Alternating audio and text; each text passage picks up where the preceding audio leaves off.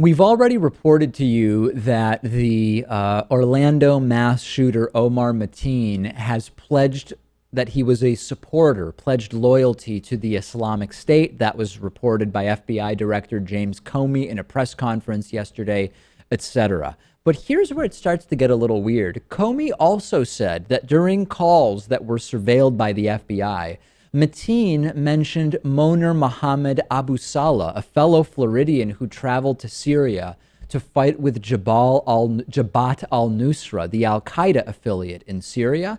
And Mateen had been investigated by the FBI for his contact with Abu Salah back in 2014. That case was ultimately closed, but Abu Salah returned to Syria, where he killed himself in a suicide attack. So that is a connection, ISIS and Al-Qaeda, that is contradictory, as FBI Director James Comey said.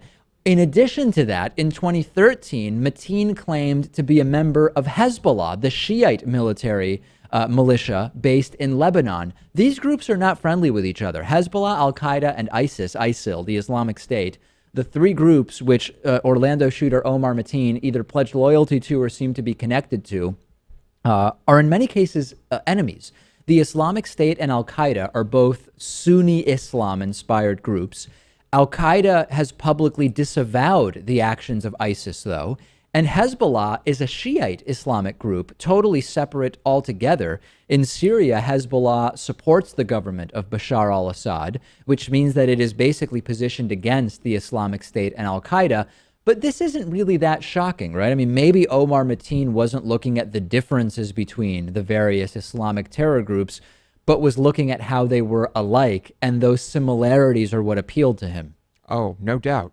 Do we think that this is a highly intelligent guy who's done his research? Yeah. I mean, come on. Listen, it's not even clear George W. Bush understood the difference between Sunni and Shiite Islam, right? How are we going to expect some mass shooter who seems to be living in a world that is an alternate reality in terms of homophobia and radicalization to understand that difference? Yeah. Well, if there's one common theme across these groups, it is probably their reaction to U.S. foreign policy, and we're still not sure how that motivated him, but there are suggestions that it did. Yeah, although the idea that he's an oppressed Middle Eastern Arab Right. are not substantiated by fact. The reality is that even if the groups are enemies among themselves, there are so many similarities in terms of beliefs. Of course, the anti-gay beliefs, which certainly were a factor, as to put it in an understated way in these attacks, they have the same basic belief that government has the power to decide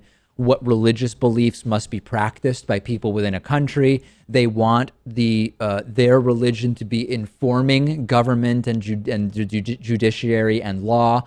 So this, although it's interesting that he pledged loyalty or was connected to groups which in and of themselves are enemies, it's not particularly shocking or surprising.